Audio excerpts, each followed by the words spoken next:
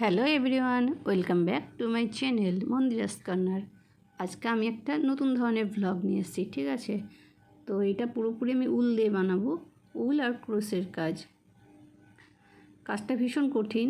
মানে আমি ইউটিউব থেকে দেখে শিখেছি, মানুষ তো দেখেই শেখে, তো আমিও দেখেই শিখেছি আর নিজের চেষ্টার দ্বারা আমি সবশেষে সাকসেস হয়েছি, ঠিক আছে।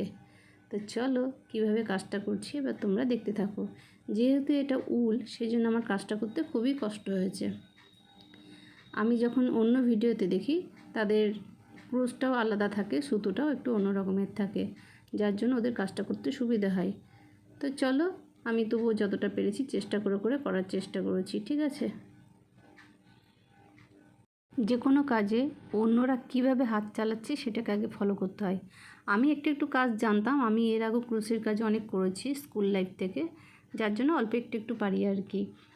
আমাদের সময় যখন স্কুলে পড়া হতো তখন মোটামুটি সব রকমের কাজই আমাদেরকে শেখানো হতো, এখন যেগুলো করা হয় না, যার জন্য আমরা অনেক কাজই পারি।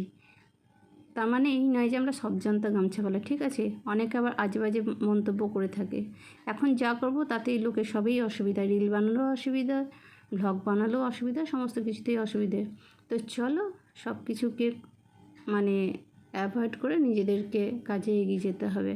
খুবই কষ্ট হচ্ছে বুঝতে পারছো আমার সুতোটা টানতে, তবু আমি ছাড়বো না, এটাকে আমি করেই ছাড়বো। সব কিছুরই কায়দা আছে আর সেই অনুপাতেই কাজ করতে হবে, গায়ের জোরে এখানে কিছু করা যাবে না। বুঝতে পারছো কতটা আমার অসুবিধা হচ্ছে সুতোটাকে ভেতর দিয়ে টানতে। এটা যদি কচেটের সুতো হতো বা অন্য মেটেরিয়াল যে সুতোটা ইউটিউবে সবাই ইউজ করে সেটা হতো, আমার এতটা অসুবিধা হতো না। মোটামুটি আমি গ্রিভিয়ে এনে ফেলেছি, ঠিক আছে। এই কাজে একটা মজা আছে, যেই তুমি একদম ধরে ফেলবে একদম ফটাফট হাত চালাতে পারবে, আর কোনো জড়তা থাকবে না। মাঝে মাঝে শর্টস বানাতে ইচ্ছা করে, কিন্তু সমালোচনার জন্য আর বানাতে ইচ্ছা করে না, কান পাতা যায় না আর কি। মানুষ সবসময় বয়সটাকেই দেখে, অন্য কাজের সময়, সংসারের কাজের সময় তখন বয়সটাকে দেখা হয় না। তোমার দৈনন্দিন জীবন কেমন চলছে কারোর খবর রাখার দরকার নেই, কিন্তু তুমি যেহেতু রিল বানাবে তুমি একদম হাইলাইটে চলে যাবে। সবাই আজে বাজে বানায় না, কেউ শালীনতা বজায় রেখে সমস্ত কাজ করতে ইচ্ছে করে। ওকে, দেখো মোটামুটি আমি দুলটা বানিয়ে ফেলেছি। এবার দুলের যে মানে আমি কানেরটাকে যে হ্যাং করব, কানেরটাকে আমাকে ঝুলাতে হবে, সেই ব্যবস্থাটা এখন আমি করছি। প্রথমে এটাকে সুতোর দ্বারা আমি করে নেব, তারপর সেখানে ক্লিপ ফিক্সড করব। তো চলো, প্রথম কাজটা আমার হয়ে গেছে। এরপর এটার উপর আরও যে কাজগুলো বাকি আছে সেগুলো করতে হবে। দেখেছো কানের রিংটা আমি ঝোলানোর ব্যবস্থা করে দিয়েছি। এই পুঁতিগুলো ঘরের মধ্যে ছিল, মেয়ে অনেক ব্যবহার করতো, এখন আমি খুঁজে খুঁজে বার করে এই কানেরটার উপর শো আপ করব। এইসব কাজ করতে গেলে প্রচণ্ড ধৈর্য রাখতে হয়, আর যতক্ষণ না কাজটা কমপ্লিট হয় ততক্ষণ শান্তিতে বসাও যায় না।